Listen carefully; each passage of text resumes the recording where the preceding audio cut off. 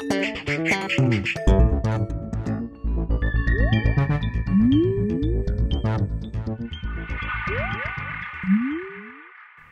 everyone and welcome to The Vortex, where lies and falsehoods are trapped and exposed. I'm Michael Voris.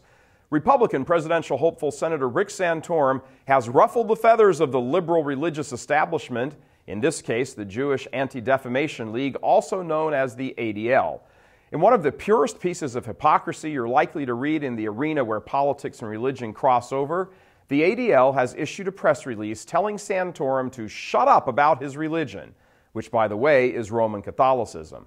The statement says in part, quote, "Religious appeals to voters are simply unacceptable and un-American," end quote. First of all, says who? Abe Foxman of the ADL? Who appointed him the arbiter of what can be said by political candidates? Secondly, he never seemed to get all upset when candidate Obama was tromping across the country and speaking in every Protestant church who would let him in. He never seemed to get upset when the Clintons were barnstorming across the United States and speaking in front of every inner-city black church congregation who would welcome them. In fact, Clinton spent so much time speaking before church crowds in the inner city that he was nicknamed, quote, "the first black president."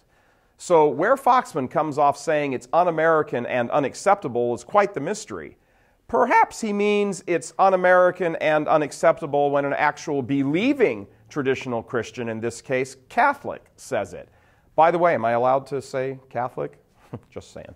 Anyway, this is the default position of the liberal political class, of which the Jewish Anti-Defamation League is a prominent cheerleader and card-carrying member, despite their claims to be nonpartisan.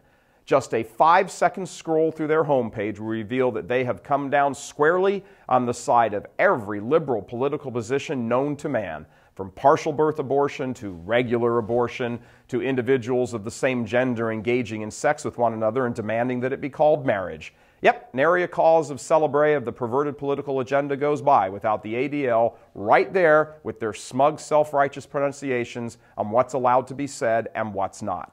And of course, if someone challenges their stance on something, the liberal elite PR machine kicks into high gear and the dreaded conversation-ending charge of anti-Semitism is leveled against all opposition, much the same as the charge of racism is leveled against all opponents of Obama's. Well, while we're on the topic of all these isms, sure seems to me that the ADL is guilty of propagating the foul social illness of anti-Catholicism. After all, Rick Santorum is Catholic, loud and proud about it as a matter of fact, and he committed the political heresy of using the name Jesus not in connection with the liberal agenda. After years of having quite successfully hijacked Jesus for their own political purposes, liberals simply cannot stand to see him spoken about in actual truthful terms, such as his calling out of sin, personal sin, and evil, and the consequences of a political and cultural order not conformed to his divine will. Expect more of this condescending bluster as the campaign rolls along. We've attached a link to their press release right on this page. God love you. I'm Michael Voris.